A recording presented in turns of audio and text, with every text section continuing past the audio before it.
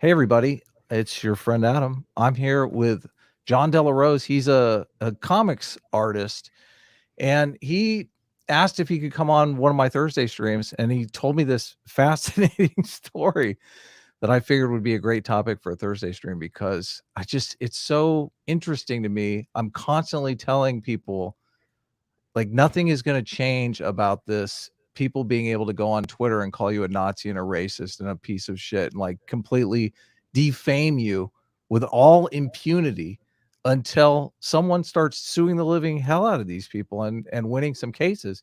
And evidently, John here has done that, right? I won, and I was surprised I didn't get a ton of media coverage for it because usually the conservative cases they're all over. It's just like you got Richard C. Meyer versus Mark Wade when that whole thing went down with comics several years ago. That went like skyrocketed. Everybody was talking about it, and with this, not as much. And then I saw one recently that's not me. It's actually in the board game industry. This guy put a frog on his board game rulebook cover, and the frog kind of had his fingers together like this. Mhm. And so as you, and of Oh, I course saw they went that. off. They called it white power or something like that. And the guy actually showed the picture it was based on it. The frog literally just had that pose, and so the artist just drew the pose of an actual frog in a picture. Yeah. He's now banned. He's banned from Gen Con, the biggest board game convention. The second biggest one, Origins, just banned him, and he's having to sue over it too because it's just absurd things they'll try to destroy your lives over at this point.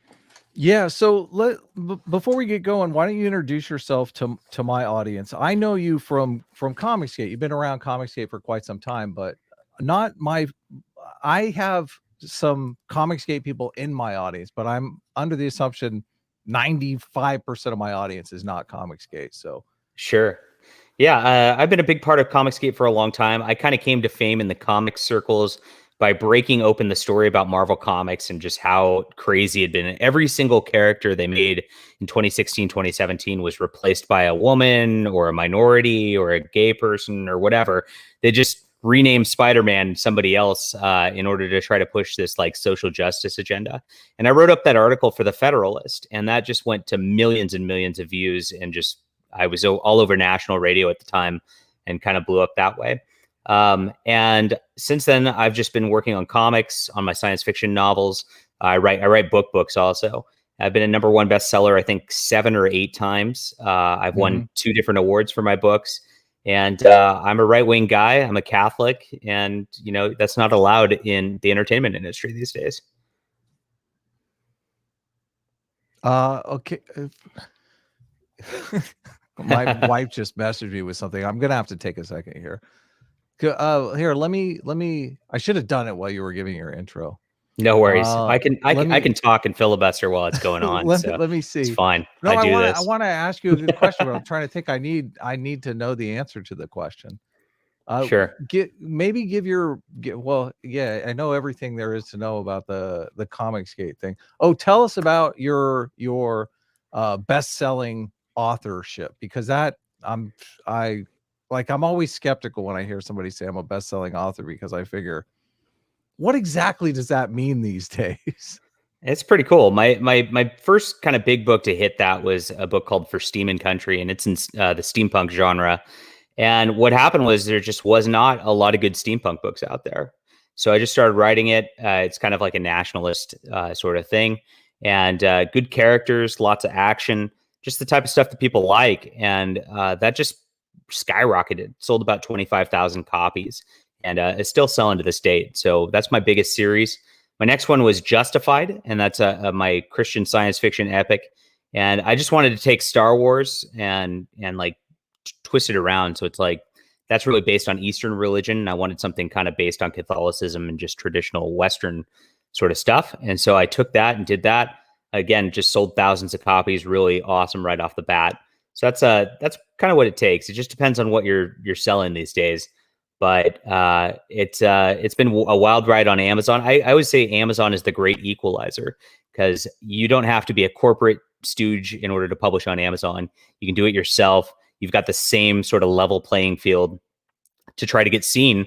You have a good cover, you have a good premise that people are interested in, you have a good title that sounds kind of snappy, and then people will pick it up. It's fun. You're a pro, man. You're Yeah. totally a pro. Unfortunately, though, I missed all of that, so I'm gonna have to take your word for it. That's fine. I Yeah. I'm trying to get Sitch. Sitch has written a novel, and I'm trying to get Sitch to finish his novel because we have, we do our weekly Sunday show, and I noticed, I don't know if you follow the Critical Drinker on YouTube, but he's super successful. He does movie reviews and stuff like that. Oh yeah, And I follow his I stuff. He's fun. Okay, yeah, he's Yeah. great. So he has a bunch of books that he sells and uses his platform basically to sell his books. So he has like, I don't know, 10, 12 books. So it's definitely a business model that's worth pursuing. And people are always asking about Sitch's novel. So and we're working on our comic now. And so obviously we're gonna have that to sell soon enough here. But Yeah, so you guys crushed it. So yeah, we're doing pretty yeah. good. We just passed 50,000 and I'm working on it like 10 hours a day. I was working on it today, obviously. So, but it's Are coming you doing the along art on great. it yourself? I am doing the art. Yeah, exactly. Oh, So sweet. that's another question I have for you. You want to give your backstory in, so you've developed a few comic projects yourself, right? What is your process? Yeah, I'm a writer, and so Mhm. I was just writing my novels.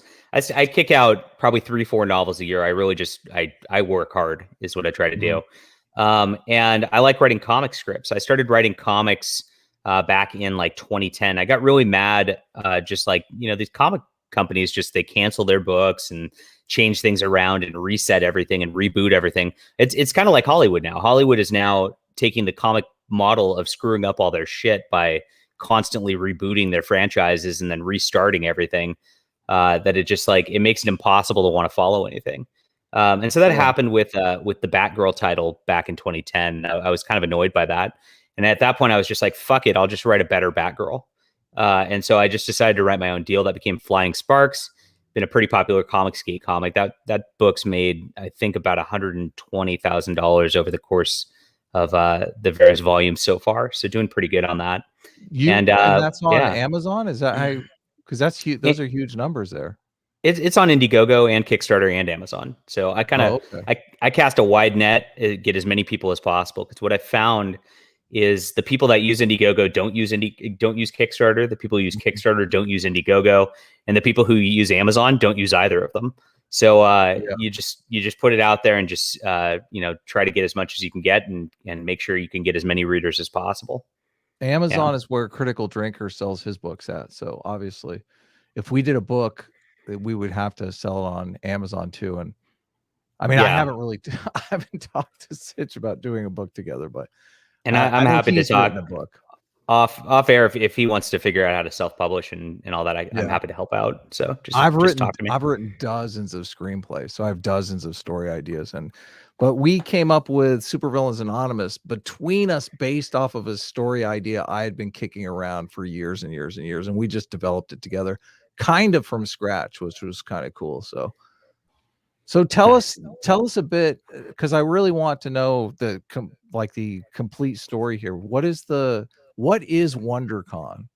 Worldcon. WonderCon Okay, Worldcon, is yeah. the Los Angeles version of Comic Con, right?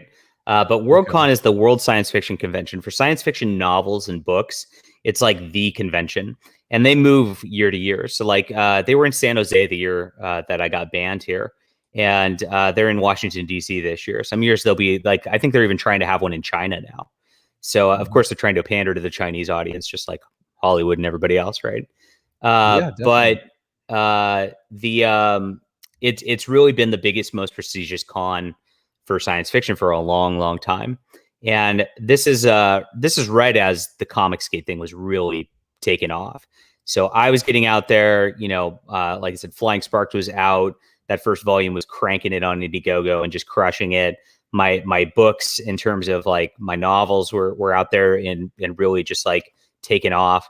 And a lot of the people in the mainstream industry just like really couldn't have it. They were just really upset. John Delaros is that terrible, racist, sexist, homophobic, misogynistic, Islamophobic, transphobic. Did I miss any of them?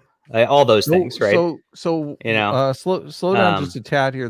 So Worldcon yeah, is a science fiction based uh con in, where would you say yeah. it was? It was in San Jose that year. San Yeah, Jose. but it Okay. So you're moves so around. you're going to San Jose, and your reputation as a conservative? Like, how did the racist accusations come into play?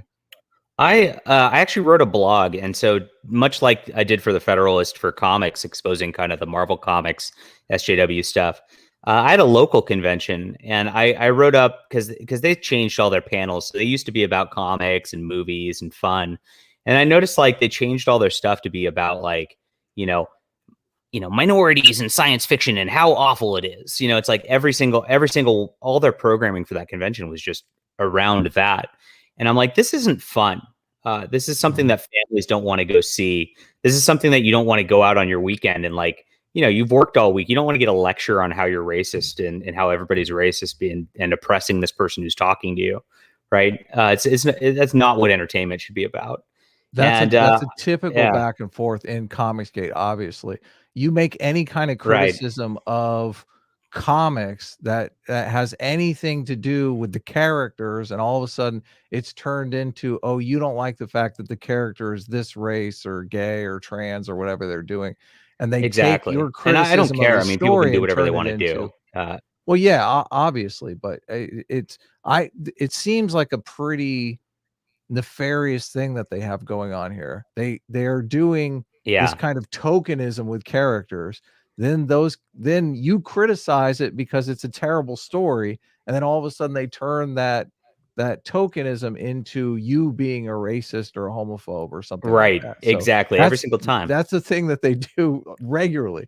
So everyone in Comicsgate is used to this. I'm I just know. curious, I'm 4 what years was the into it now. So yeah, I that know. What blog was the that blog went viral so and was yeah. the blog post aimed specifically at Worldcon, or was it just It was it like, was aimed at a smaller convention actually.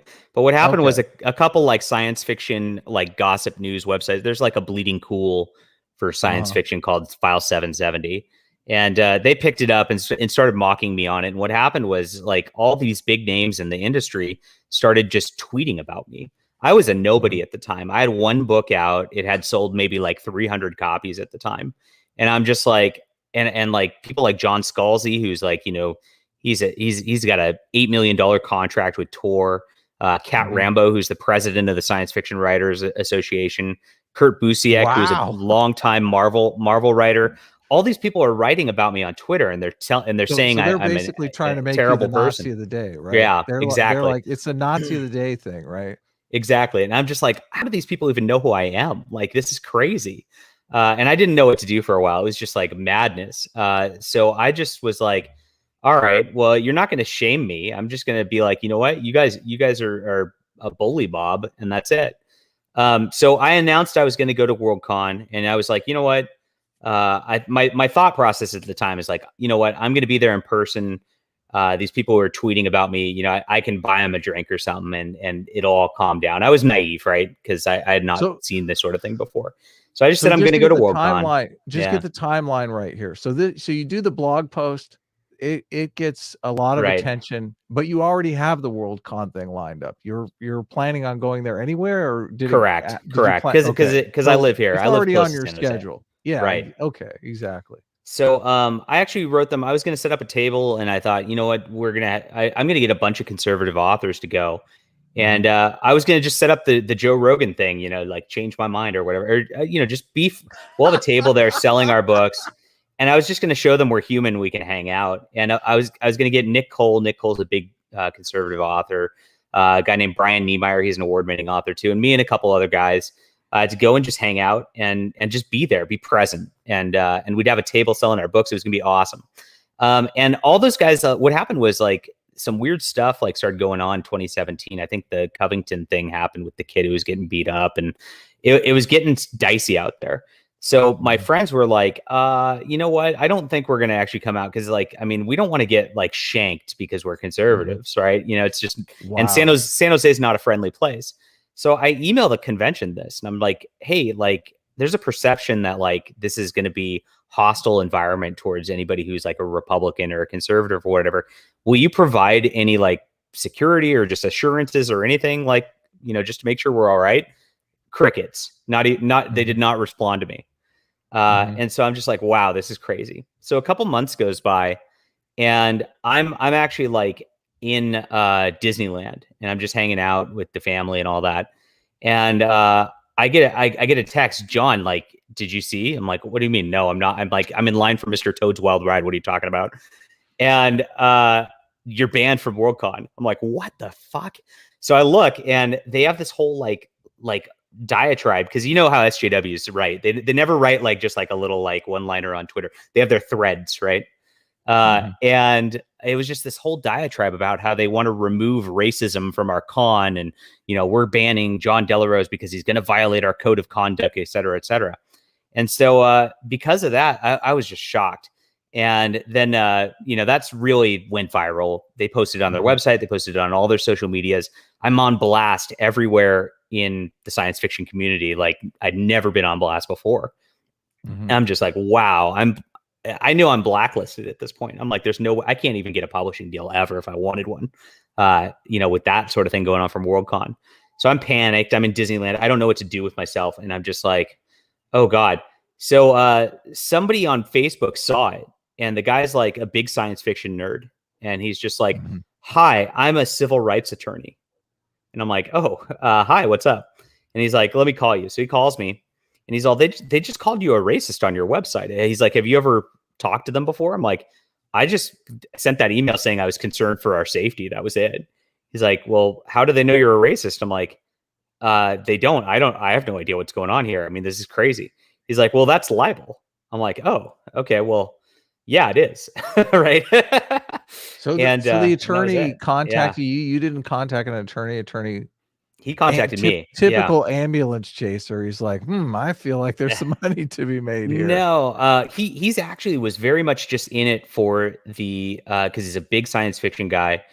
Science fiction's been paused for years. With, I don't know if you guys in the chat have heard of the Sad Puppies and all that was going on with the Hugo Awards a couple years prior to that. So he was just angry about it. And he was just what happened with the Hugo Awards? Hugo Awards is like one of the only things I know. I'm a huge sci-fi nerd. I've like all my scripts are sci-fi. Sci-fi comedy is one of my favorite things to write. So the Hugo Awards are like the Oscars of science fiction, right? And so definitely. I dreamed getting a Hugo one day. Look, we got a couple sad puppies in the chat. Welcome, sad puppies. Hello. Maybe we'll get a Hugo for Supervillains Anonymous. Somehow I doubt it. I doubt that. People started noticing that like it just got really weird, and people were getting awards based on their skin color and things like that. There was a story that this is all art. Any type of art, any type of any award that you can win is awarded based on skin color now. It's so ridiculous. It's terrible. It is terrible. There was a story that won the award. It was called "If You Were a Dinosaur, My Love," and it was all of like somebody's little fantasy about how they wanted to fuck a dinosaur. Like, and that was it. What? Yeah, it was just like, I mean, it was like graphic. What? And so that won? It won. And because it's LGBT, whatever, right? And bestiality? I don't know, I thought man. The B was for bisexual. This is not, realize. This is the dinosaur kink is a thing, I guess. But I'm not judging anybody in the chat if you're into dinosaurs. But I am fucking. I'm judging and pointing. I will shame you. No bestiality in my chat, please. Oh my God. So a bunch of like big authors like Jim, like, they were like, this is absurd. We need like books that actually people want to read should be getting the awards. We've got all these famous books out there. We got like Jim Butcher and his like Dresden Files stuff. Why is that not winning awards? This is stupid. So they actually got together and made a list of like, here's like good books like that we can say are popular. They've sold a ton. They're good. And here's the ones you should vote for next year.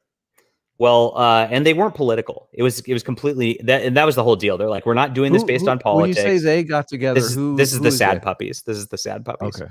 And so the Sad Puppies got together and joined together. Are related. Sad Puppies are related to the attorney in some way, shape, or form, or no? Yeah, he was part of it. He was part of that. Okay. Yeah, gotcha. Okay. And so they all voted for these books for the awards, and of course they were the ones that got nominated for the next year. So the SJWs flipped out and were like, you can't do this. You're gaming the awards. You're making this a mockery. And they voted to have no awards that year. And they didn't allow any awards. It's like they straight up were like, if we can't have our SJW awards, there's no awards. I mean, it was the idea. Oh, it was The nuts. SJWs took over the Hugos. I had no Yes. idea. And since then it's like everybody's pulled out, and it's like they've got like a third of the voters they used to. It's all SJW all the time now. There's no good books that win awards anymore. It's very sad. So this guy was just Wow. livid, this attorney. He was just like, damn, we're gonna go for it. And he's like, I just want to go and like send these people a message that you can't do this to conservative writers. I'm like, me too, you know. So Yeah, and that was it. So he took so up the case in 2018. Took up the case. We filed in January of yeah, 2018. that's what I want to get into. Yeah, So you met the attorney, because I've been, obviously you can't live without being in some sort of legal entanglements not at in some point in California. your life. Yeah, exactly. Yeah, So so just because your attorney is taking up the case doesn't necessarily mean anything is going to become of it. Like, a lot of no, times cases don't go anywhere. So what is the opening salvo that the attorney has for Worldcon?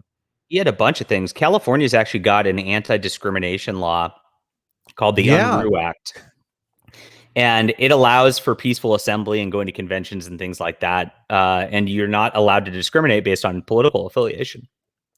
So he threw Mhm. that in there. The judge threw that out, and we were actually going to go to appeals on that because I think that's still has a strong case, but the judge said it was not like an assembly kind of issue. So I'm like, whatever. And then we had the libel deal because they Mhm. straight up called me a racist on their website. Never talked to me. Never What was were like, what's the deal? Like, what's going on? I mean, they just straight up called me that. what was Uh, the specific yeah. wording? Do you remember? We're taking the effort to remove John Delarose in an effort to remove racist bullying from our convention. Okay, okay. Yeah, Yeah. That's pretty and explicit. that's pretty explicit. And so I'm just like, wow. So we went on that, and these lawsuits are not fun. It's just a bunch of like paperwork back and forth, and it took 2 years to get on the docket. Mhm. And so you really have to be committed to it. You have to like be willing to spend time on it, spend money on it. It's not something that you can just do and just it resolves itself quickly. They don't, and that's the problem. That's why a lot of people don't fight it. You have to take somebody. You have to get somebody who's like really in it for the long haul and who's in it even after it's not fun anymore. Right? It's always like exciting at first, but you got to just like 2 years down the line, you're like, I don't even remember this convention. Right? Like what do I even Yeah, care at this I point? know. But you got to see You're it writing through. checks for the attorney, you're going, "What am I Yeah, doing?" that's exactly what I was feeling in This is 2020. why, I Yeah, mean, I understand a lot of people were disappointed when your boy Zach dropped his lawsuit, but you're so right. It takes it takes a so much lot. energy and anger. I And look, from Zach's perspective, like, is he being stopped from publishing comics? He's doing what he Mhm. wants to do? He's got an audience. It's not like he'd have a Right. bigger audience if like that didn't happen at this point. So there's no And the more point to it on his successful, end. yeah, Yeah. the more successful you become, the lower your chances are you're gonna actually win your case. Right. That's the deal. Yeah. And so that's what they tried to argue as I kept becoming more successful over the last few years because of Comicsgate. Mhm. They were like, well, he's a public figure, and Yeah. so he can't be defamed. And but what's interesting is the bar for public figure is very high. Like you're like Mhm. even like you've got a very sizable Really? audience Okay, here, but that's what I'm interested in. you Because do am not I a count as a public public figure? figure. No. Yeah, good. Um, I mean, like if you look at like Stephen King's a public figure. I mean, he's like Obviously, yeah. everybody knows who Stephen King is. But if you go down the street, if you ask your chat who I was, and Mhm. we run in the same circles, like 90% of your chat would have been like, well, I don't know who that is. I'm not a public figure because of that. You have to be a household name, is what it comes down to. And so they threw that out when they tried to contest that. And so I was labeled not a public figure, and then it continued forward. So yeah, we finally got into it. We finally got into depositions this year, and that was fun. And so the head of the Worldcon, like my attorney, like was like seeing that the guy was like he was pretty honest, and he's just a zealot. The dude has like a pink hair mohawk, and you could tell he's just like he was out to get me because of the Is politics that of the the situation. Worldcon guy? Yeah, Okay, so the and Worldcon, yeah, whoever is managed, is it, who were you dealing with? Who were you suing? The Worldcon as an organization, organizers? yeah, Okay. the organization of Worldcon. So So who was the head of did it, they have representation, or obviously they probably did? yeah, they had an attorney too. So I was, Okay. I mean, They had to pay for that. They said that they did not have a pro bono attorney, and it I'm was certain fun. of it. Yeah. Yeah. And so I'm like, great. And so it just went on for a couple of years, and we did the depositions, and like the guy for 2 hours just like had nothing. He just started ranting about social justice all the time. Right. Yeah. Look at how pissed the SJWs were. It was amazing. It's great. I know. I was looking at this tweet. Someone, Alex Brown, I guess, who's Paul Weimer? Is that the guy who was Paul Weimer is a blogger and journalist for sci-fi stuff. Yeah. So Worldcon 67 settles with John De La Rose, Yeah. issues apology, will pay compensation. Yes, I know. It was glorious. Alex Brown says, for fuck's sake. Worldcon is about to get even less safe for marginalized people. Aren't you? I mean, John, aren't you technically a marginalized person? I feel like I'm the most marginalized person, Alex Brown. I would like to be safe at Worldcon, but I don't think I would be safe at Worldcon at this point. That's the problem, is I don't even know that I could go now, even though I won the case. Like I would feel endangered. Oh, you gotta go. What are you talking about? I gotta go. Over this. It's in Washington. It's in Washington D.C. like the week before Christmas. I don't know if I like. That's a trek. Here's my favorite. Where is it? What's yeah. Left out of the settlement was De La Rose's generous offer to add him as a diversity and inclusion officer to the organization for future conventions and events to ensure discrimination based on identity does not occur again. Yeah, I put that into my draft settlement because I wanted to.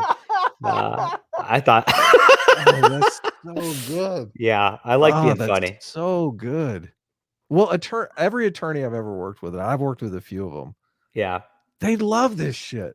They love this shit. Like they just dream of the like veins popping out of the defendant's forehead when they read shit like that. Oh, you should have heard our call. I mean, me and the attorney were just going back giggling. I mean, we were like little schoolgirls with it. It was hilarious. I know. But it is kind of fun. If you have a deposition, fun attorney, man, it is kind of fun. The attorney could tell the guy was on the rope. Yeah, and my attorney was just like, explain what a deposition is first for people who might not know. A deposition is like you get grilled by the opposing attorney. And so they just like ask you questions and try to catch you off guard. So you say something and you're under oath. So so you're sweating it a little bit to try to like get you to get some evidence. This wasn't covered more. This is so fucking juicy. I'm shocked too. It's really amazing. And I'm still loving it. So who did they depose? They deposed, their side deposed me, and they were not a very aggressive attorney. I mean, she was kind of friendly. But did you depose I deposed them. No. And so my attorney straight up asked in the middle of it, he's like, Mohawk? Hold on. Who did you depose first? The Mohawk guy. Yeah. Okay. Mohawk man, we'll call him SJW. So set the scene here. SJW Worldcom leader being interrogated by John's attorney. Yes. The guy whose chap that they killed the Hugo Awards. It's gonna question him.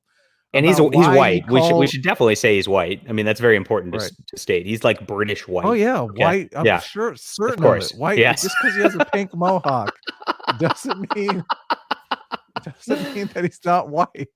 So we started asking about like what is white supremacy, and the guy starts going off on his SJW rants. And I'm just trying. I'm trying not to laugh. Did I have a transcript. Judith Butler. He went way off the rails. And so the guy goes, my attorney goes, John's Hispanic, right?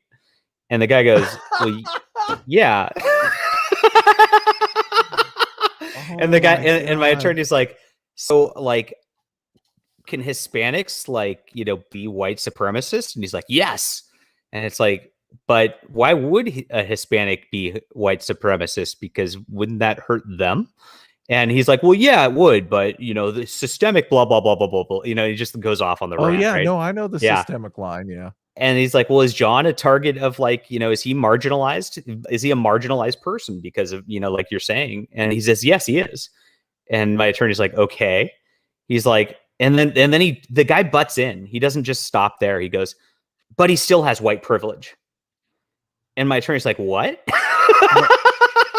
Did he like pull the white passing on you? Is that what he tried to pull out? He's like, well, he's got light skin and blah, blah. And he starts doing this. And my attorney's like, well, that sounds kind of racist, And so it's really funny. We're just having fun at this point. So the guy asked, so my attorney finally asked, he's like, well, did John Delarose say anything or write anything on his blog that led you to believe he's racist? And he pauses and he goes, no. And my attorney's just like, he's all, hold on a second. We go off into our little breakout, and he's like, I would normally still keep going. I've got a lot of questions, but like the whole point is they libeled you as racist. And then the guy just said he just literally said under oath that you have he gave it away. No... he gave away the whole case. So he's like, I think we stop here.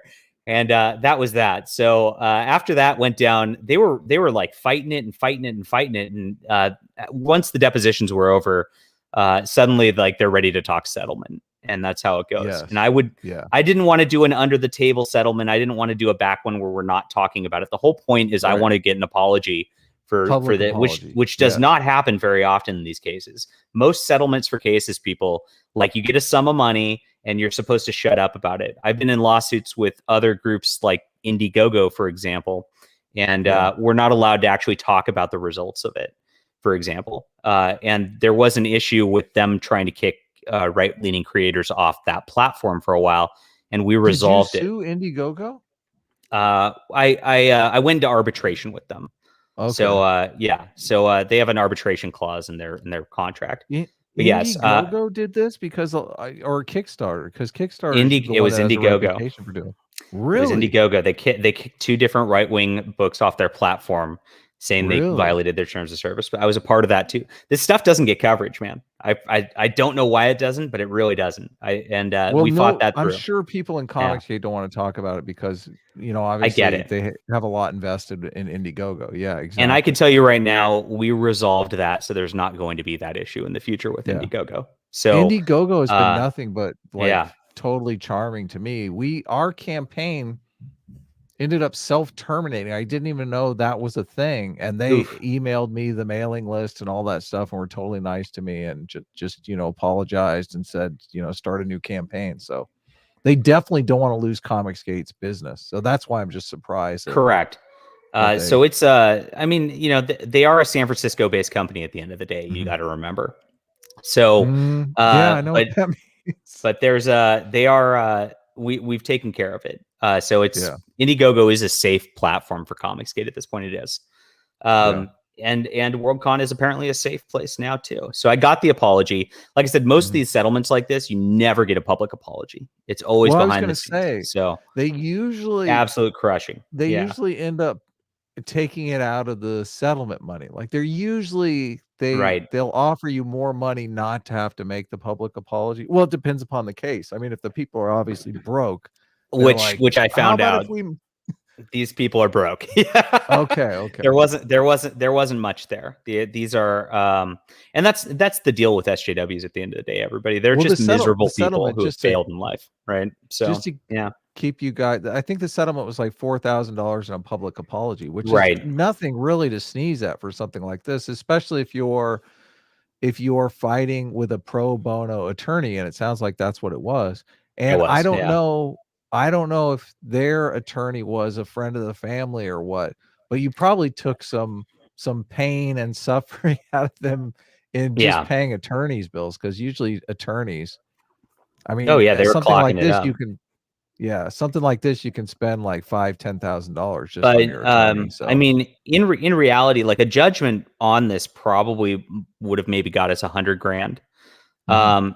But we started there on the settlement, and they're like, and they showed us, they're like, we don't have $100,000. And I'm like, okay. 50 grand. We don't have 50 grand.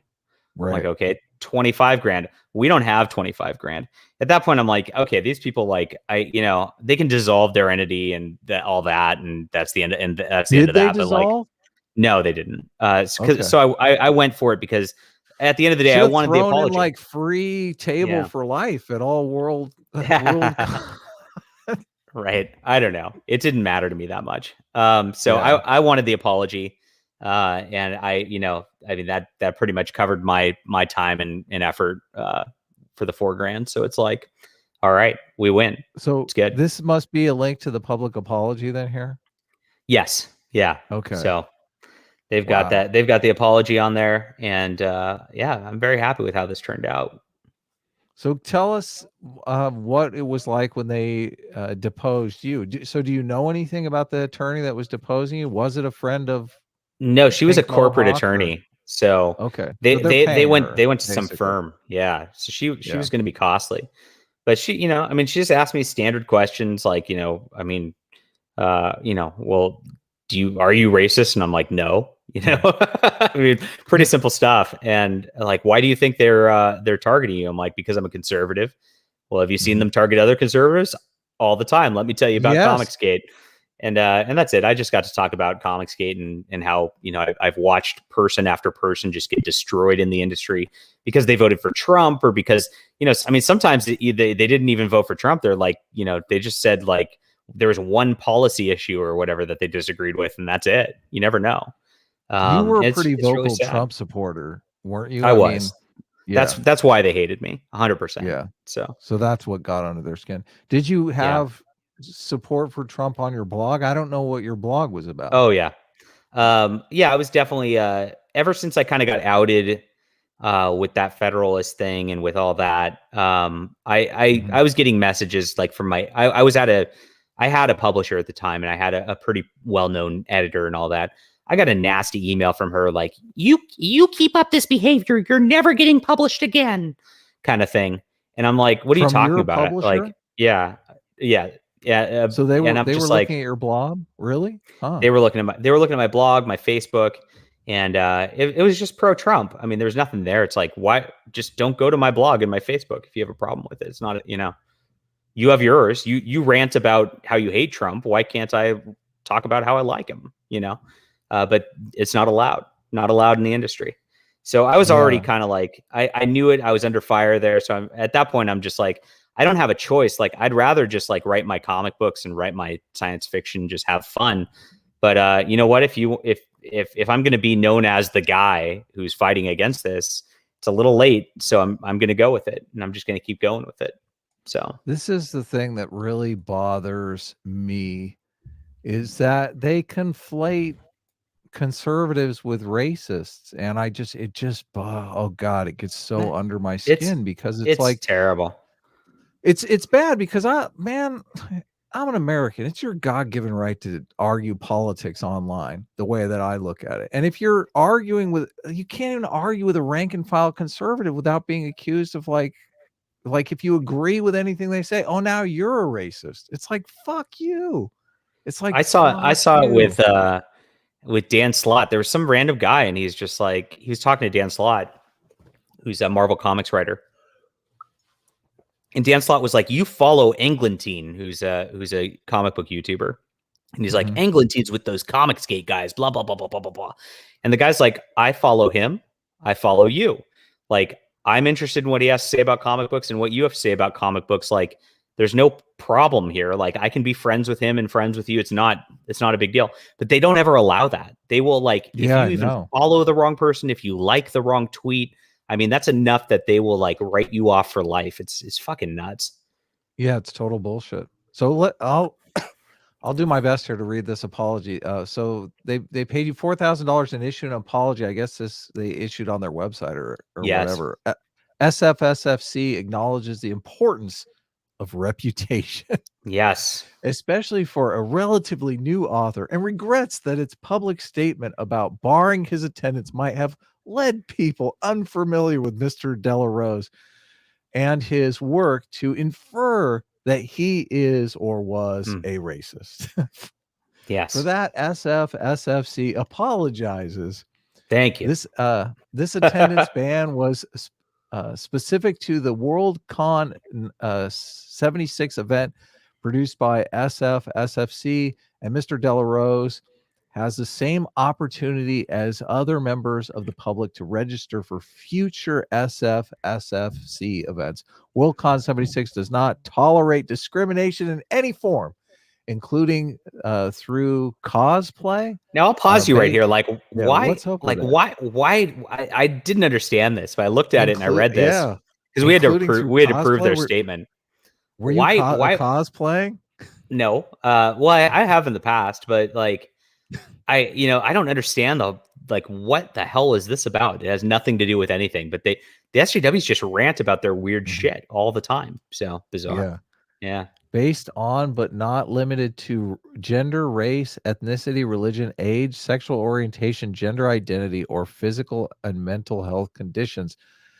SFF, SFSFC firmly believes that healthy political discourse requires active, mutual good faith participation by members of the community with differing opinions. They didn't include political, I guess, what is it? Political orientation? I don't know. Yeah, political affiliation, I guess, but They didn't yeah, include it. Yeah, I was yeah. wondering if they would. So No, Kevin we Roach, were I good guess, with this. Yeah, is Mohawk. that's Mr. Mohawk. Yeah. So Did you do some back and forth on the statement? yeah, Crossing out stuff? ours was a little more strongly worded than this, I and know, we that's what I was thought gonna this was good. say. So yeah, but this was good. I mean, they apologized for the fact that they called me a SFSC, racist. That's all I cared about. So. SFFC, down on our hands and knees, hat in hand, apologizes. That's what you throw in. You try and get the world from them. Yeah, I'm sure your attorney tried to get them to read the statement on video. That's also another good thing. That's like, Yeah, we were gonna try to get them to put it in like different magazines, like because there's like analog science fiction magazine, things like. And I would have gone and bought those magazines, like held them as collector's items, but we settled for File 770, which is this gossip website, so it's good enough. so, Yeah. so I'm super. Another reason why it's very disappointing that this didn't go bigger is because, like, if you're not a guest on Fox News or something like that, it won't encourage other people to sue, believing they have a case and that they have a chance to win. And really, nothing is going to change until these lawsuits start happening on the reg. Right. The, And yeah. I try to impress that also. Do I have a cosplay OnlyFans? Ask somebody in the chat. If you want to sign up for my OnlyFans, I'll start an OnlyFans right now. That Don't sounds do it. good. Come Okay. on. I'm gonna right Um, now. Now I can technically call you like a hoe that's right. without it being libel. I Yeah, but denounce. that's such a good point, Adam. Like people need to do this on the regular. And like I mentioned with that guy who's been banned for like the frog thing, like even that, like nobody covered that. Like I at least got PJ Media to cover this, which is a little bit. Yeah, I It don't would have been know. nice if it I've got never bigger. heard of them. Yeah, that's why I asked you for an Yeah. article. I figured there was probably at least one out there, but This is it. And I yeah. at least got that, but nobody even covered the one with this frog guy who just happened. Like Come on, I was normally the you're supposed to be on Tucker yeah, Carlson, and Tucker says, "What the I that's what can't you'd think, believe, right? thank goodness, yeah, conservatives are fighting back." Yeah, that's I mean, that's what CNN you is not hope. gonna touch it. CNN is gonna memory hole this shit. CNN and all of the But left side is right not now, gonna it wanna just hear seems to this. be your YouTube channel and my YouTube channel that cover this, and that's it. So we'll Yeah. but that's the thing is everybody out there, like you got to amplify the signal of this kind of stuff, and that it's so important. Like that's what the left does is they have whole apparatuses. Every story you see about everything is amplified intentionally by their whole apparatuses, and we're fighting against that for people's like what they see on their feeds, for their headspace, for like news time, anything. And it's all about just like making stuff like this go viral whenever you see it, and making sure that the people like Worldcon or like Gen Con for this new guy are called out and that they can't get away with it. That's it. Yeah. Yeah. Yeah, one of them gets hit like this, and I mean, the $4,000 is not a lot of money in the scheme of things, but it really is just knowing that you would have to deal with this headache makes them think twice about calling other people racist for no good reason, which is that, I mean, I just want that to go away. I want Yeah. that to stop. It's so ridiculous that people, powerful people think this is cool to do, to just completely, slander people for no good reason. It gets them points, and they think, because the people who do this are always white themselves. They think they get protection out of doing it because they got the mob at their backs, right? Oh, that's a great super chat for you. There you go. What Cullivar for $2 says Adam is jealous. He wants to be the only hoe. I'm not a hoe. What are you, Cullivar? Cullivar. Oh, nice. Cool. Yeah. Yeah, so that's great. So was there any contact? How long ago was the settlement? I see this is like June. This That was was only a June. couple months ago Yeah, this article came out. a couple months ago. That So, was it. Yeah. so this So was wrapped up a couple months ago. mhm. Fascinating. Fascinating. Yeah. And I've just been back to making my comments. It's been relatively quiet. I did get banned from Twitter Mhm. about a month ago. I saw Somebody was that. fighting with me. Yeah. Somebody was fighting with me, and it was again some dude. It was a white guy again, called me racist, Mhm. and I said back, "You're the racist, Whitey."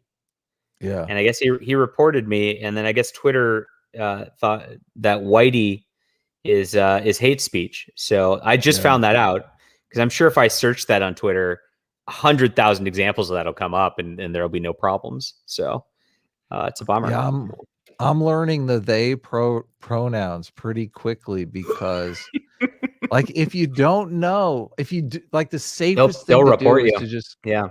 yeah, the safest thing to do is to just use they for everything because they're an avatar. You don't even know. It's like anime fan 1720 here and I'm supposed to know your fucking gender? What the I don't know your gender. Yeah, exactly. So, but I've got a couple timeouts for that kind of stuff, and it's just I don't want to lose my Twitter. My Twitter's like a marketing tool for me, so I try to keep Me it. too. I had I try to 6,000 keep it people. sane. It Yeah, sucks, and now I've lost I that. know you're starting from Yeah, scratch. Yeah, yeah. I'm like But 11,000. So, and it's great, and also it's also great because I like getting feedback on ideas and also, I can ask people about I'm super into economics right now. So I'm watching a bunch of economic videos and learning a bunch and people give you like things to read and people to check out and stuff and I honestly love Twitter for that kind of stuff. So I try to keep the arguing with people down to a minimum. But I mean call yourself a troll. I don't I hate it when people call me a troll because there's nothing either. There's two different types of trolls. There's like friendly Mhm. troll where you're kind of just like you're just kind of doing saying something edgy for fun and Yeah. trying to get a little laugh. And then there's like the trolls who are like trying to hurt people. And Yes. there is a Yeah. difference between the two. And a Hugely lot of people different. don't make that distinction. So that's Yeah. your chat's trolling. They keep asking me about my pronouns. My pronouns are sire/your majesty. So you can go for that. Isn't it he, him? It's I pretty I like basic, I Sire, Your believe. Majesty. Yeah. Oh, look, Asian expat Hey, look at for that. si for Economics. $69. Economics. I can't wait. Do we want to talk Yeah, I about some was Keynesian economics theories then? Is that well, I mean, this is nice, and I'm glad because you had wanted to come on a while back and we had some exchanges where I think John Della Rose and I probably disagree on 90% of our politics, do you think which so? it's always fun. I do, yeah. I think I mean it's fun to have honest debates with people that you don't feel like they're gaslighting you or trying to clout That's chase off your so rare these platform or days. Yeah. I know. That's why I try to foster relationships where we can actually have those kind of conversations because I mean, I'm not really I don't do you I'm not thirsty for subs or I'm not fucking here to clout chase or anything like that. I just like, like I said, I like to argue with people and I like to learn new things. I'm super interested in learning new topics. So, yeah, I'm investigating economics right now. There's a lot of interesting stuff going on with economics, but I'm pretty sure we probably disagree on most of that stuff. Like, I didn't vote for Biden, but I am interested in uh, the Biden infrastructure plan, which I don't even know if it's going to pass or not. I'm interested in like the debt ceiling stuff. I think it's just a big scam. It doesn't make sense because they just print the money themselves. So like how does that work? Right. But yeah. Did you freeze or did I freeze?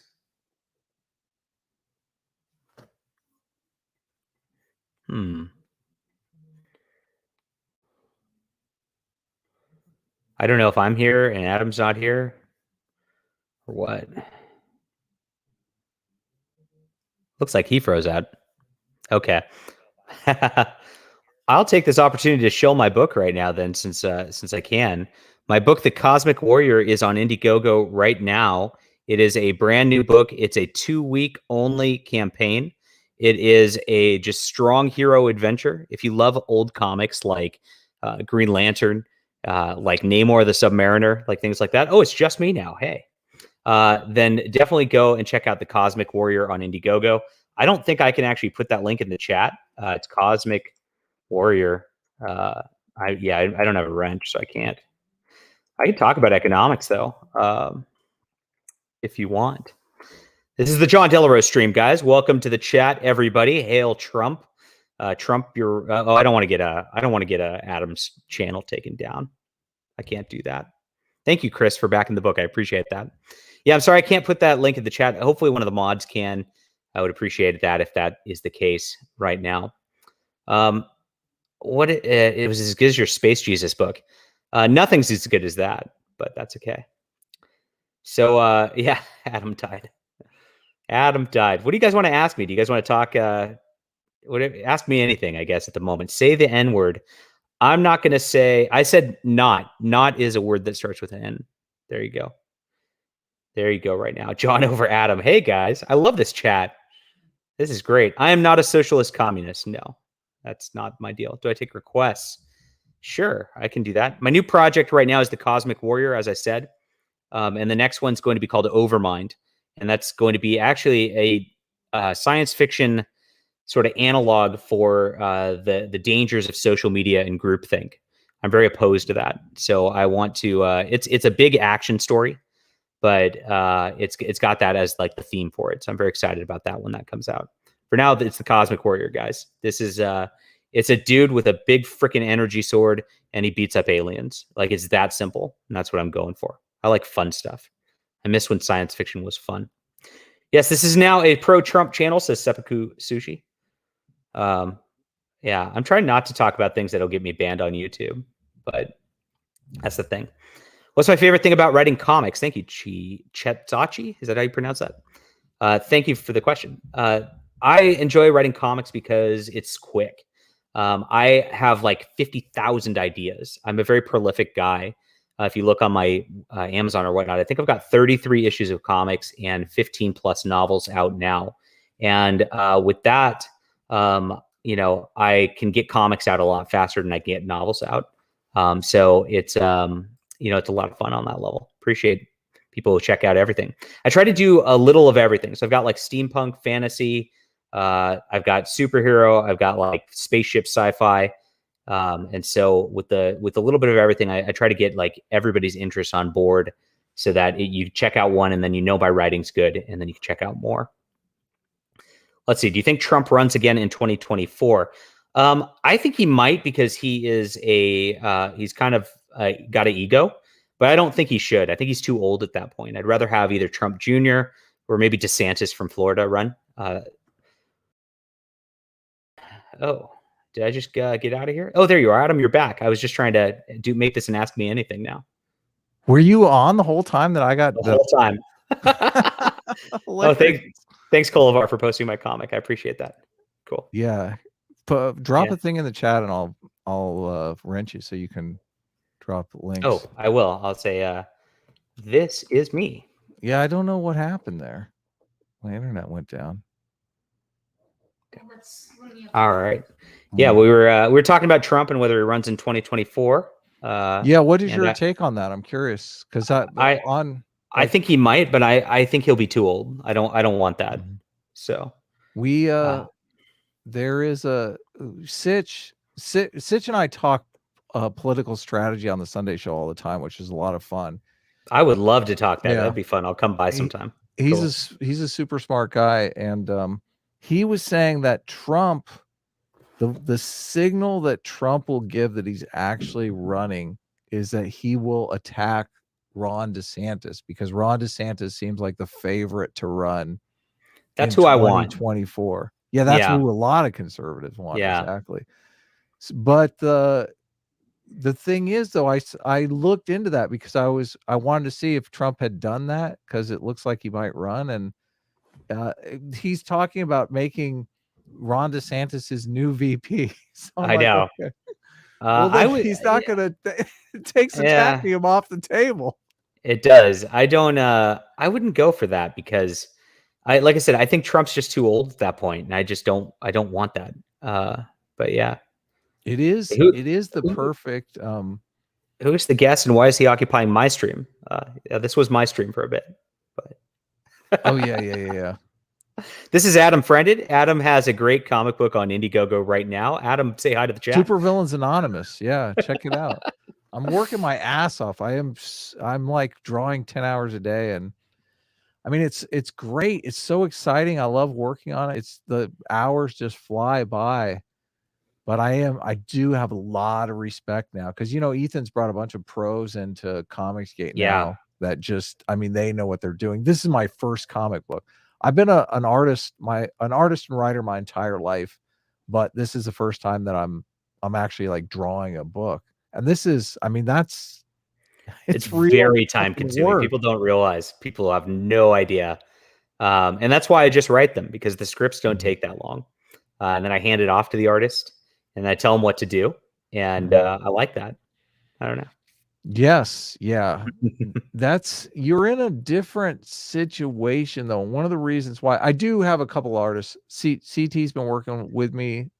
Sammy Cool. G, who's did our plushies, has I've handed off a couple of pages to her, and she's been working on those and helping me as well. So Oh, I'm gonna have to the talk to you off air on how to get plushies and stuff. That sounds cool. yeah, Yeah. she's like just a fan of the show, and she came to us and said, "Hey, I want to make these," and how do we figure out how many people want them? If I'm going to go ahead and make them, then we'll just put together an order. We did it. She did the Indiegogo campaign and set it up. So Oh, good for her. That's awesome. yeah. So yeah, no, the the thing though, we're working with other artists, and everyone in Comicsgate knows this challenge is that you are you are under their I mean, what's a good way to put this, John? If they don't deliver, Um, you're the one that's on the hook. that's the tough part. It Yeah. is. And I actually had that problem recently. My Flying Sparks artist, I had a 13 issue or 15 issue series planned, Hmm. and we got 13 done. Hmm. And suddenly he started working for Dynamite and Marvel. Hmm. And I asked him, and my fans asked him. They said, "Hey, are you going to finish up Flying Sparks? There's only 2 issues, whatever." And he said, "Yes, I'm committed to that." Well, lo and behold, I start getting a little bigger with Comicsgate again, and then I hear nothing from him. Just Hmm. I've paid him for pages, and he's working for these big companies now. Nothing. I'm like, hey, what's going on? Can you tell me what's going on? Nothing. Months go by, nothing. And then Wow. finally he blocked Wow. me. He blocked me on every What? platform, and I'm just like, wow, What? you committed to this. I've paid you in advance for What? pages, and it's totally Marvel DC. It's totally Dynamite. It is the blacklisting industry just trying to screw with us at every turn. Yeah, So I'm no, really sad about that. Yeah. there is a bit of nefarious business rivalry. I mean, Yes. I'm not sure they know that the racist charges are effective, but I'm convinced there's a bit of they just want to keep their stable of artists intact because they have the same problem. They They're want to worried keep about losing control. artists. Yeah. Yeah. It's tough on that front. And I get why an artist would want to do it themselves. I tend to think that like it's better to have somebody who like can write. You said you've written screenplays a ton. I mean, Hell yeah. that gives you great experience for comics. Our Easy. story is tight. Easy. Yeah. I'm very confident in my abilities as a writer. So Yeah, that helps. And I've seen some stuff suffer because of that. yeah. Um, but it's a different spot where I think I'm hampered in the Comicsgate realm is I do think artists get a little bit of priority, and I get it because they draw some pretty stuff. I could never Mhm. do what Graham Nolan or Aaron Lopresti or whatever does. I mean, your art's beautiful too. I could never draw like that, and that means I can't sell original art pages or sketches and things like that to help the numbers along a little bit. Those are always super helpful things, and artists really get a lot of benefit of that. So it's an interesting kind of different. I just have to run a different business model, which is more books, right? Because I can write books a lot faster. Is the flip side, right? Yeah, no, that is the writer's goal, is really to do maybe 3 times the work, 2 times the work of the artist, maybe even more, really. I mean, how many books can you do? Yeah, I can crowdfund, I think, 3 a year, maybe 4. And then I can get into the novels. So See, I yeah, had contemplated that myself, because we really should be doing more stuff, and I've talked to Stitch about a second book. I mean, we did 50K on this book. That's a success.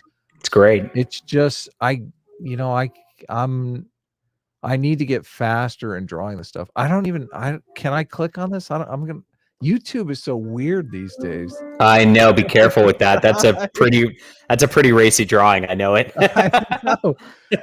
I just wanted to do a cover that obviously it's the first artwork that I've shown to Comicsgate, so I didn't want to come in here and be like, you know, this guy doesn't know what he's doing. So I spent a ton of time drawing that cover, but What I'm so stoked I did. a big thing in the industry is people and artists hate doing crowd scenes because every figure you have to draw, and every figure exponentially makes it take longer. So this image right here, I mean, I don't even know how long that took you, but it There's must be 42 insane. Yes. 42 women on this cover. Whew. Yeah.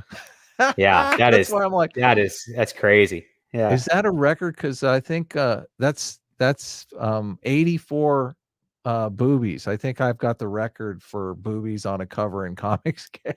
Excellent. Yes.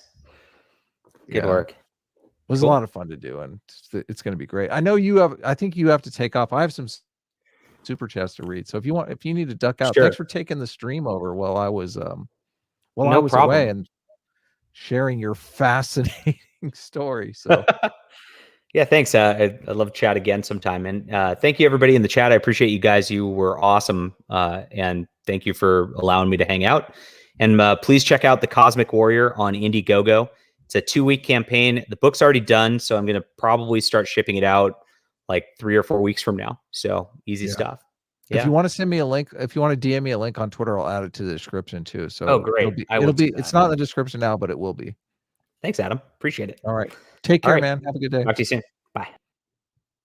So that was a lot of fun. I'll read some super chats and then we'll call it a day. Obviously, you can leave us your feedback in the comments below, whether on this case. God, I wish more people would do this. I really do, because until you make it obvious that they can't just go out and lie about people indiscriminately, that we live in a much different environment now where those statements that you're making, and the whole point of the statements is to do tangible damage to people's reputation.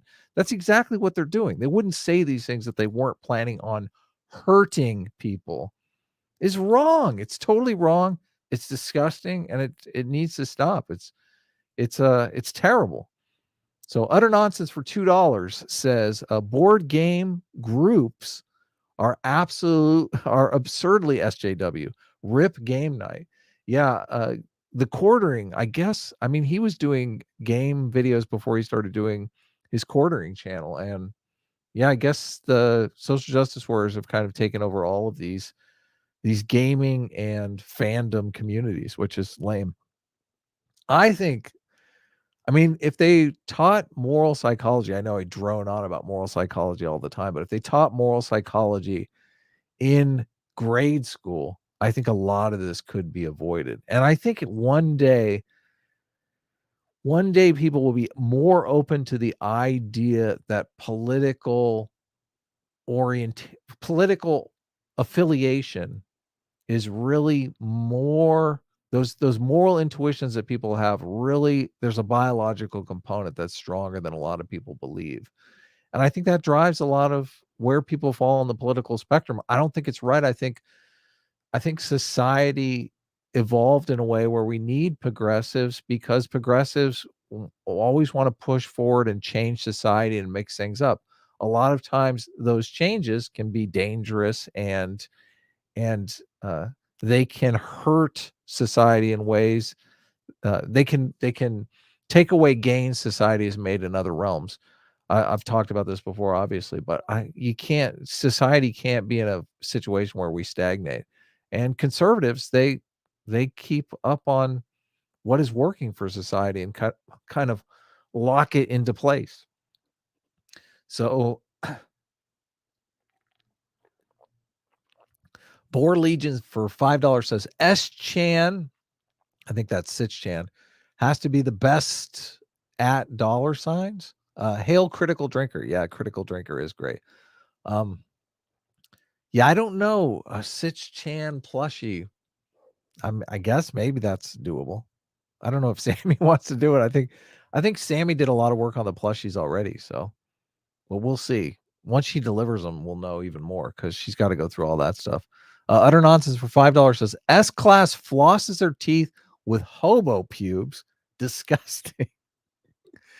And doesn't tip the waiters. And doesn't tip their waiters. A-Team waters their plants daily and helps you sell stolen oil paintings. That is awesome. Utter Nonsense. Another great and funny super chat.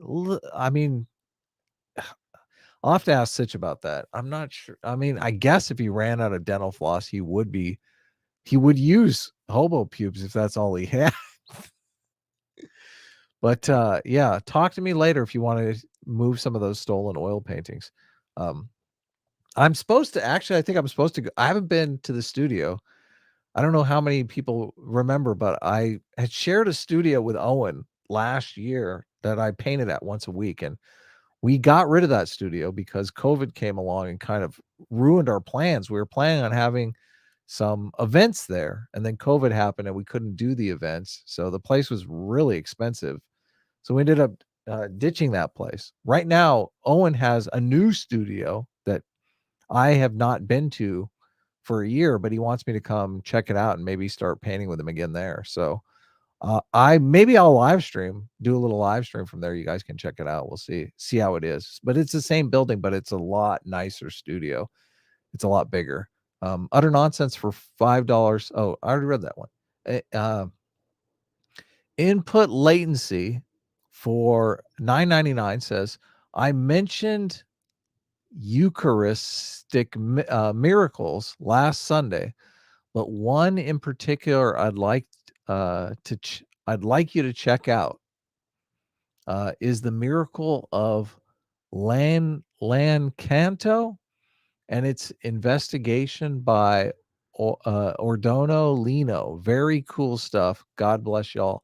I do remember looking into these miracles because I was working on a screenplay that had it was like a sci-fi screenplay that had some religious overtones, and there was going to be some of these type of miracles in it. So, but I'm putting it down and I will check it out. Cullivar for $5 says, restreaming you on my Twitch channel. Really? Oh, nice. While I play a video game. So you guys are live on Twitch up until they notice and kick me off. Will they kick you off for that? Will they? That's interesting because we did do the live stream with Big Joel, and Big Joel was on Twitch, and we were going to live stream it on YouTube at the same time.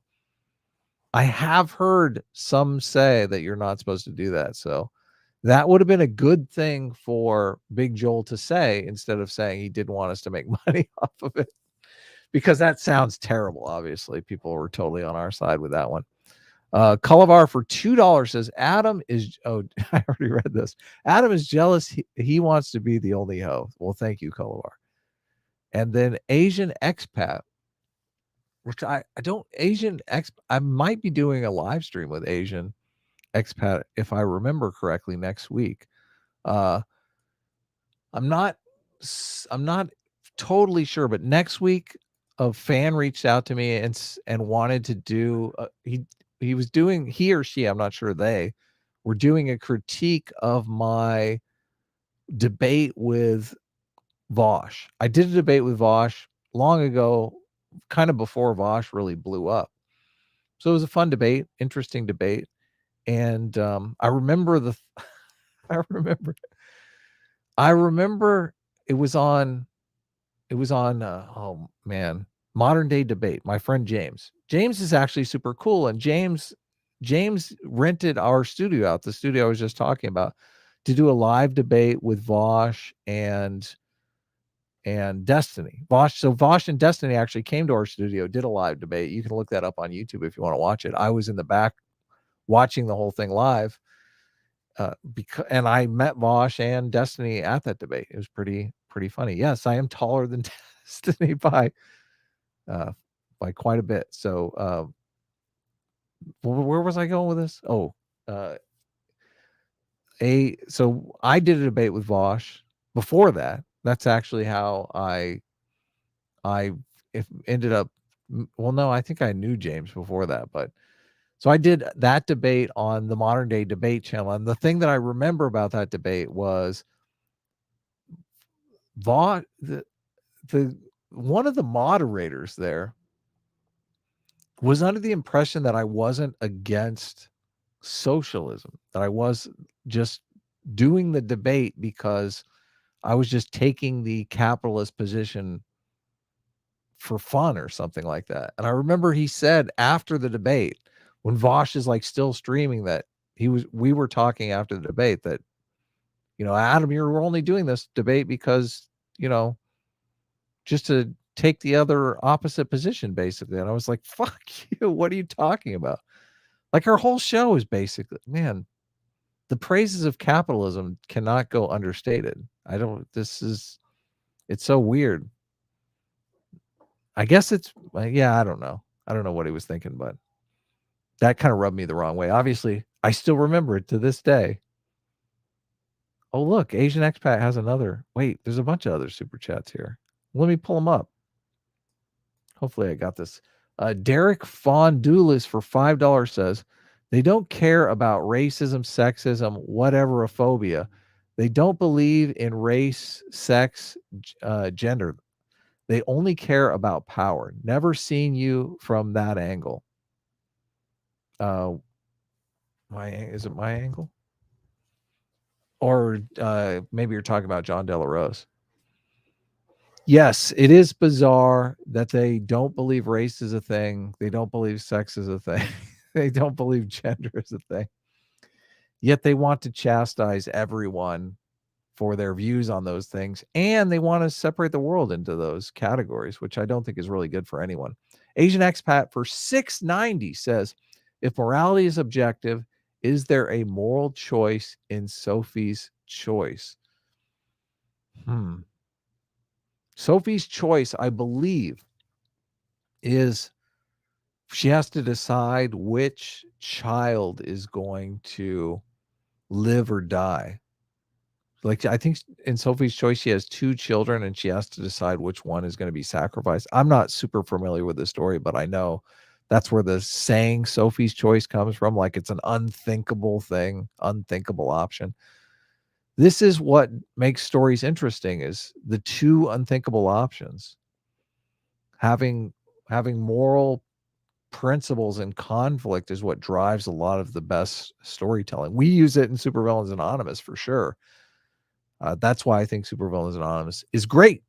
But that is a super good question, because it does illuminate how there really can't be any sort of objective morality. There is in defining objective morality in the way that I define it, but I mean, it would be a guesstimation. And I wonder, obviously it's terrible to think about, but if the person would be making that guesstimation unconsciously, like we do, there's a reason why we say women and children first into the lifeboats, because that's our reproductive future. So I wonder if that would be a calculation that would come into play in the Sophie's choice. I don't know the story well enough to really talk in detail about it, though. Soupy Colombo for $5 says, I used to DM in organized play. Oh, that must be Dungeon Master. I used to Dungeon Master in organized play at local game stores. After 2016, the SJWs became so hostile that running a game was like navigating a minefield. I can imagine. Oh my God. Soupy. And I mean, obviously it's been a million years, but I used to play Dungeons and Dragons when I was in junior high, and the shit we would do, the the unthinkable shit that we would do in Dungeons and Dragons. I just can't imagine being politically correct today. I mean, sitting at a table with a bunch of SJWs, lording over your every move is just, I mean, that's not fun. That's not fun at all. And they feel like they're doing something good in the world. That's what's so insidious about all this stuff. I mean, you can't even have just a friendly game without being accused of all kinds of nastiness. It's terrible. Drasnook for $5 says, read Disunited Nations. It's a good counterpoint to why nations fail. Focus more on geography, global economics, and geopolitics. Well, you're not going to get me because I've already read Disunited Nations. And I think it's a great book and I have recommended it. I don't necessarily know how it's a good counterpoint to why nations fail, because it seems right in line with all of the ideas that come out of why nations fail. I'm curious why you would think it's a counterpoint to why nations fail. Disunited Nations, just for those of you in the chat that aren't familiar with the book, the the the author of the book, and I can't remember his name, has a thesis that America is spending too much money as world police, expending too many resources policing the world, and the exchange that we get out of it is not really worth it. So he's saying that the United States over the next 10 years or so is going to pull back from world police. And I mean, look at Afghanistan. If you've read this book, you're looking at Afghanistan in a completely different light, because that's basically what we did. We're like, we don't need a military base there. We're going to pull back and protect the homeland and become energy and manufacturing independent and take care of our own. So he makes the argument that there are huge investing opportunities all over the world by knowing where the different power bases are going to end up and who's going to be the political power in certain regions of the world when the United States is no longer the power base everywhere. And it's a fascinating book. I've actually contemplated reading it a second time, just because a lot of times I read when I'm drawing and I know that I miss stuff. I've read the Austerity book. God, I can't remember who the author is. I should look it up really quick here. Austerity is a book on economics that Sitch turned me on to amazingly. And I've read it, I think 3 or 4 times, but there's one section, and now that I'm into economics, I'm listening to a lot of economic debates and stuff. And a lot of the stuff people say is just complete nonsense. I was rereading it recently again because there was a debate between Sticks and Hexenheimer 666 and Anomaly, I believe his name is. And they were talking about hyperinflation in Germany, which is a thing a lot of people talk about, but I didn't know this. The hyperinflation in Germany was fully deliberate and also was fixed in 1 year. So Germany destroyed their currency because they wanted to get out of, they owed a bunch of war reparations to the French. And they were like, this is bullshit. We don't want to be giving all of our resources to the French because of this stupid war reparations treaty. So fuck them. We're going to destroy our currency. We're going to print the shit out of currency and create hyperinflation and use it to get out of the contract. It's kind of the equivalent. I don't know if you know this, but Prince, the singer Prince, changed his name to that weird symbol to get out of his record contract. It was a legal maneuver to get out of his record contract, which is something that's totally fascinating. So when Anomaly or Sticks and Hexenheimer 666 brings up Weimar and hyperinflation, and we don't want to turn into Germany, I think these people don't know what they're talking about, because that was a completely deliberate act. In America, we do not want hyperinflation. We're super fixated on inflation now, which is a good thing. Inflation is the thing we should be fixated on. The debt is irrelevant, according to some economists I know. James Hambley, James Humble, for $5 says, have you heard about the artist who turned in black canvases titled "Take the Money and Run" and pocketed the $84K commission? The S-class team, whatever. That's funny. You know I can't read that. You guys messing with my dyslexia. You guys know I have dyslexia. So mean. No. Was it a black artist that turned in the black canvases, or was it a white artist? I'm just curious. Not that it makes any difference, but yes, art is art. There are a lot of people who are convinced that a lot of high value art is a money laundering scheme, that it happens as a form of money laundering. And I don't know that I can refute that. It is also, it's investment for, man, these high rollers. Who's the artist that did all the NFTs recently? That artist, I think they sold, there was a bunch of NFTs, the dailies NFTs sold at Christie's for I think 70-80 million dollars or something like that. He sold those, I think, for not even $1 million. I think it was like $800,000. And then the person that bought them turned around and made $69 million off of them. That's the art world. That's how the art world works. It's a bunch of Jeff Bezos types. I know this is probably driving the Voshes of the world insane, knowing this happens. But Vosh knows this stuff. Yeah, rich people have a lot of money. Actually, Owen, the guy that I share studio space with, he's just sold a painting for $60,000, and he was calling me the other day to brag about it, which more power to you. That's fucking awesome. I have not sold a painting. I have not broken the $10,000 mark for a painting yet, but someday, this one back here, I'm thinking that might be the one. I'm advertising it right here for you guys. $10,000 painting. God, 10,000 seems cheap in all honesty. Utter Nonsense for $2 says, any good reads lately? Any books on econ or MMT? Well, I wanted to read Steve Keen's book, and I don't know who it was that turned me on to Steve Keen, but I've been listening to a bunch of his lectures. I don't know that I have. I mean, if you haven't read the austerity book, it's definitely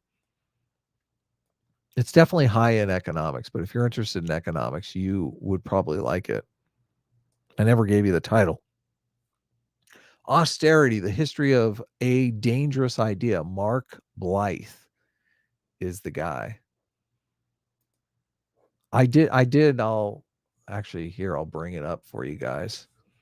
I wonder if I can find it in my, here, I don't think, yeah, okay, we're not looking at this one. I had an exchange with everyone's favorite academic agent on Twitter today that was pretty funny, and I'll bring it up for you guys. You can check it out because my God, why does academic agent snipe at me on Twitter? Oh, but this was so juicy. And we're like in a who can get more likes. I'm up to 40 likes here, so I'm kind of kicking his ass. But so he snipes at me and he says, inflation is everywhere and always a monetary phenomenon, no matter how much people like Lord Keynes or Friended Forever try to pretend otherwise. Okay. So he's used this saying, which is a quote from one of the the most famous living, or I don't know if he's living anymore.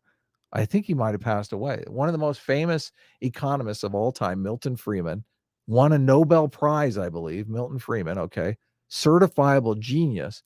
And I've always wondered about this saying because it seems completely stupid. It seems like, what? There's no way Milton Friedman, one of the smartest people in the world, a fucking genius, said inflation is everywhere and always a monetary phenomenon, period. Because that makes absolutely no sense.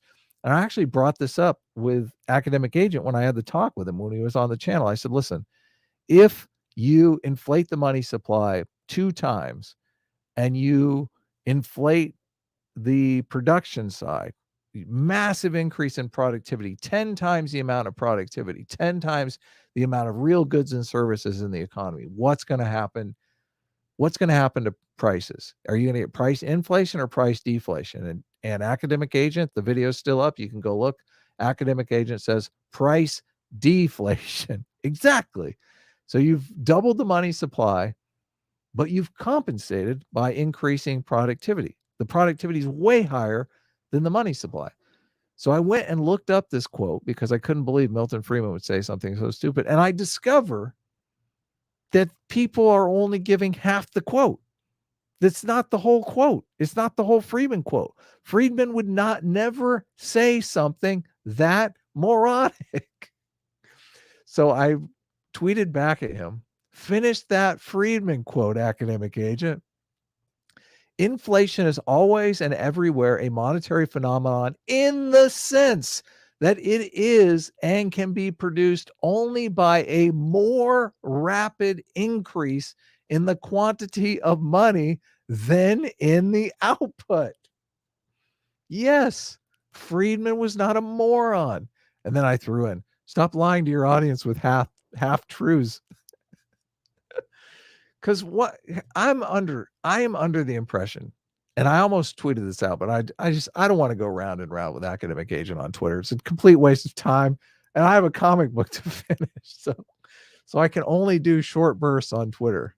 I work on I draw for an hour and then I check Twitter. So I probably should avoid checking the Twitter, but so I contemplated tweeting back at him, ask your audience. I'm curious if you did a poll of your audience, would they know that that is only half a quote? Would they know the full quote? Would they know the full context of that quote? My guess is no. My guess is they would have no idea the full context of that quote, which is actually hilarious. All right, let me see if I have any more super chats here. Dranzig for $5 says, "Is Why Nations Fail the basically in Why Nations Fail? They basically does not see geography as a significant factor, while Disillusioned Nations has it as one of the core components."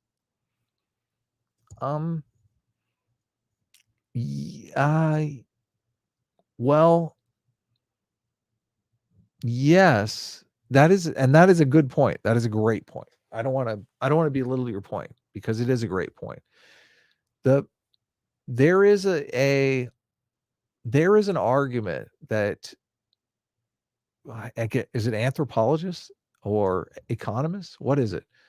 There is in Why Nations Fail, in the very beginning of the book, they lay out the competing understandings of why nations fail, why certain nations are not productive, dwell in poverty forever, and other nations become economic powerhouses.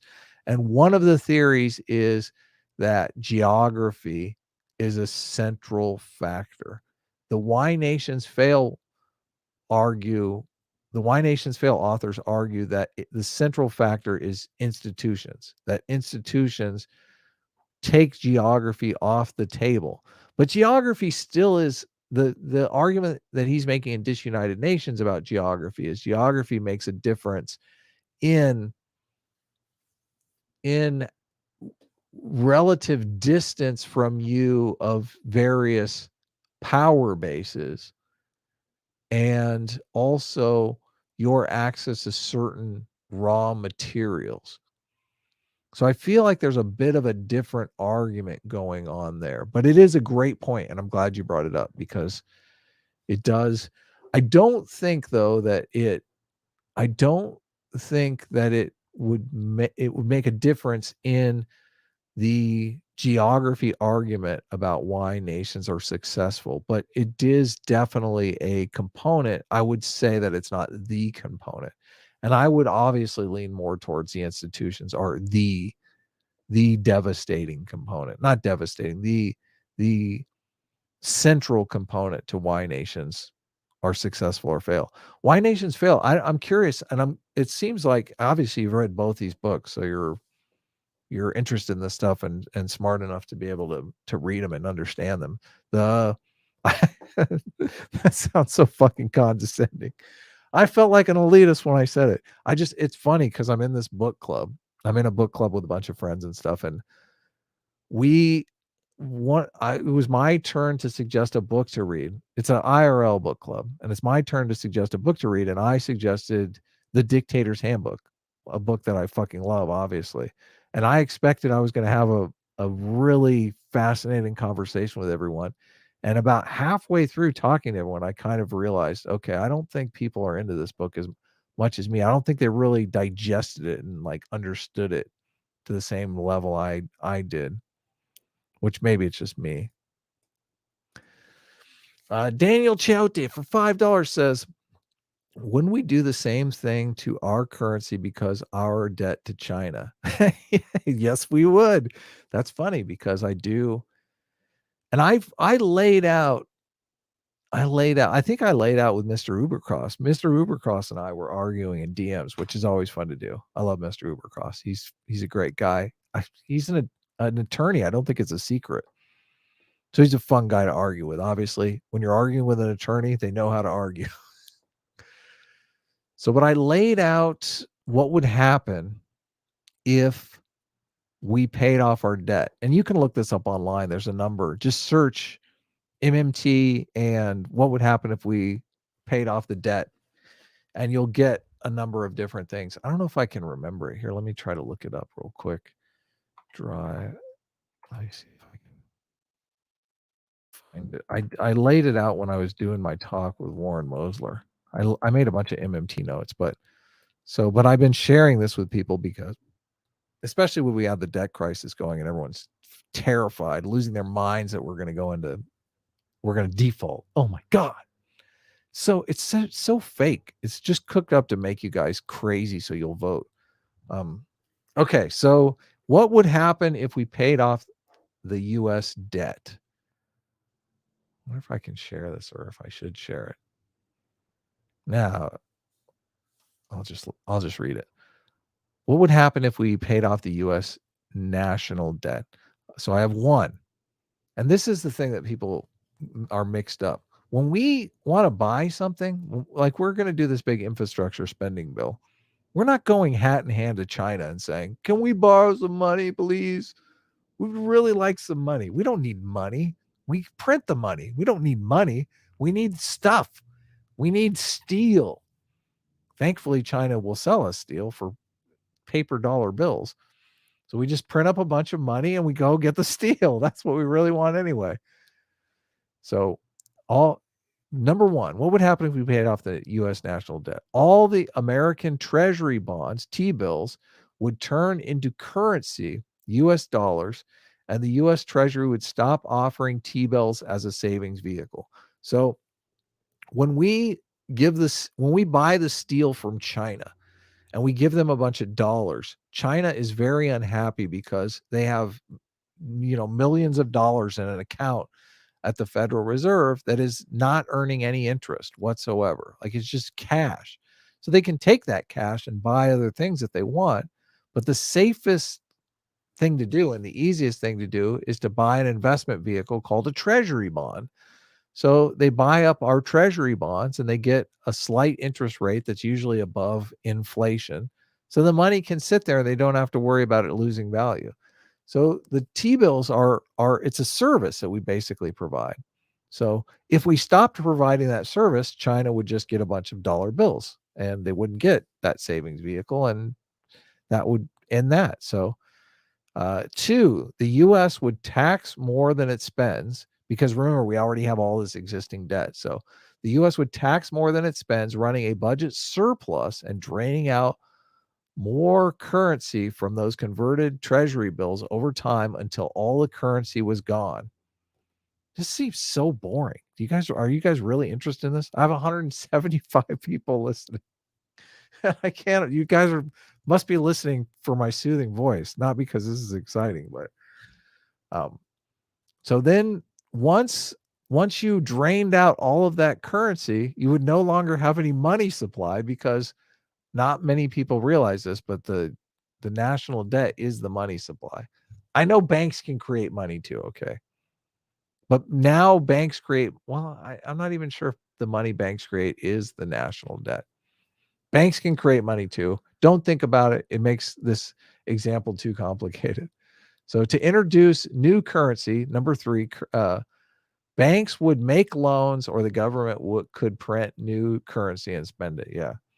Banks make loans to create money too. This is something new that I'm learning from, is it Steve Keen? Oh God, I can't remember, but end of the day when I've been drawing all day long. All right, I got a couple more super chats here. I hope I didn't miss any. Drasnuk for $5 says, I agree with South Park on economic policy. Cut off a chicken head, let it run around on a big wheel of fortune, and whatever it lands on, you do.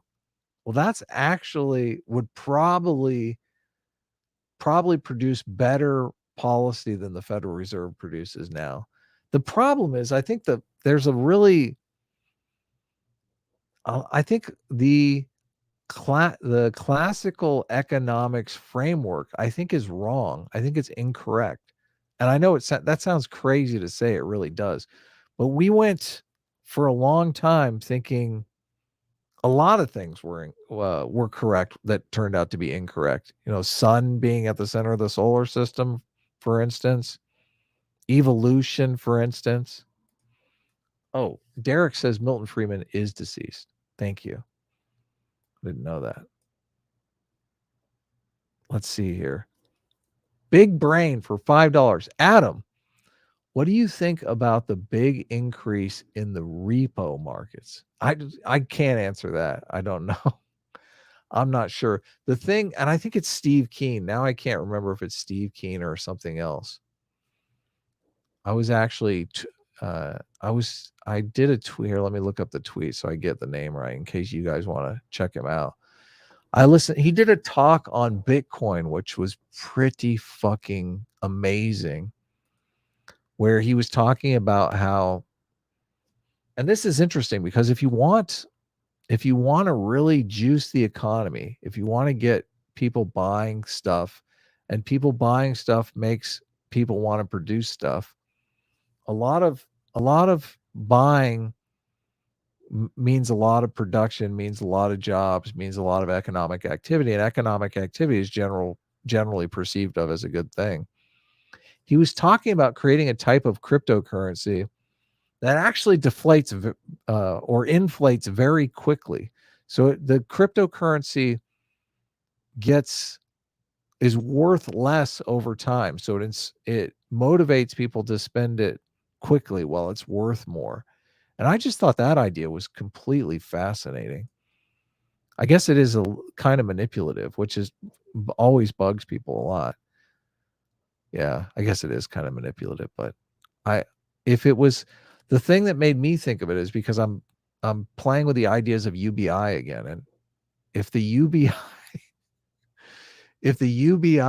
oh, that's so insidious. If the UBI was something that inflated away very quickly, people would have to spend it. So if you gave out UBI in this kind of currency, it would be like an automatic process that would be like a tax on super wealthy people, because the one of the problems with UBI is if you give it out, it will increase income inequality, because super wealthy people will use it to buy. Well, I guess if it inflated away fast, they would just convert it into stocks or bonds immediately. So I guess you would have to make it so you couldn't do that. I guess, man, I should post a talk with Steve King because it's so fascinating. Here, I'll look it up and then I'll read the last of the super chats and then I'll call it a night. That was a fascinating talk with John Della Rose. I hope you guys enjoyed it. I sure did. Fuck. I'm so surprised more people weren't talking about it.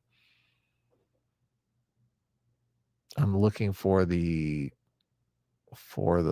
video now. Let me see if I can find it, and then I'll get the name right. Oh God, I hate dead air, but it's impossible for me to talk and look for things at the same time. Asian expat for $5 says, what do you think of a fixed budget UBI, something like 0.1% of all tax revenue? It is a simulation I am working on. Really? Really? Holy cow. Are you doing models? Because that's another thing that I was fascinated by. This Steve Keen guy. I keep calling him Steve. Yeah, it is Steve Keen. Steve Keen. Professor Steve Keen. Wonder if I can copy this link address and post it into the chat here. Here's the talk. Debunking economics and why Bitcoin will fail with Steve Keen. I know a lot of people who like Bitcoin are not going to like to hear that. But the guy who had this podcast is a pro Bitcoin guy and really wanted to hear a good counter argument against Bitcoin. And Steve Keen delivered one. But he also delivered this idea on he delivered some ideas on types of Bitcoin, types of cryptocurrency that might actually be helpful. He did also call what's going on in China right now. I guess China has a property bubble that's in the process of bursting. So I don't know, Asian expat, if I can comment intelligently on the fixed budget UBI thing, because I'm not sure I fully understand what you mean. Let me look at the last of the super chats here. Let me make sure I got them all, and then I'll wrap up. I will wrap up. What's up, Doomer Politics? Doomer Politics was on the Sunday show last week. You guys should check it out if you haven't already. It was a lot of fun. Doomer Politics knows his shit. Fuck Muppets, Doomer Politics says. Well, I don't approve of that. Do not. I'm hoping Muppets are just the puppet animal things that you see all the time on TV. Let's see. Big Brain asked me about repo markets. I don't know anything about repo markets, but I did miss one. Derek Drummond for $5. Have you finished the book on Genghis Khan? I'm about halfway through it. I am also about halfway through it, and I did get past. It's so funny because last stream was hilarious. All the stuff that I read about all those progressive policies are definitely policies inside the Mongol Empire. But outside the Mongol Empire, everything is pretty much free game and obviously terrible, morally speaking.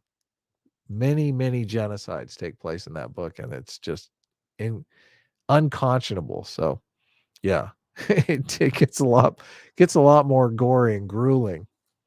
So, but that live stream is immortalized for all time.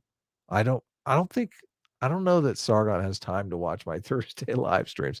Sargon watches a lot of short videos, so I think if I did a short video, he'd probably watch it. But I'll bring it up to him.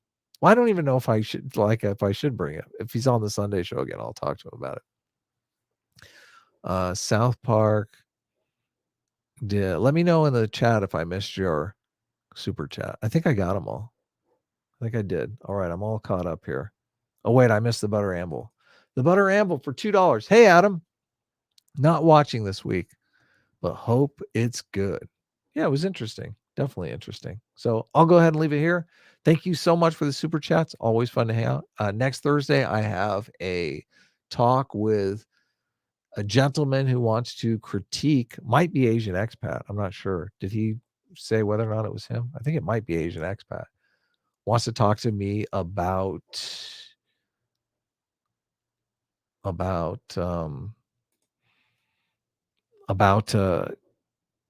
Vosh debate. And then the week after that, I have V Radio is coming back on to talk to me about UBI. So we'll be talking about UBI again.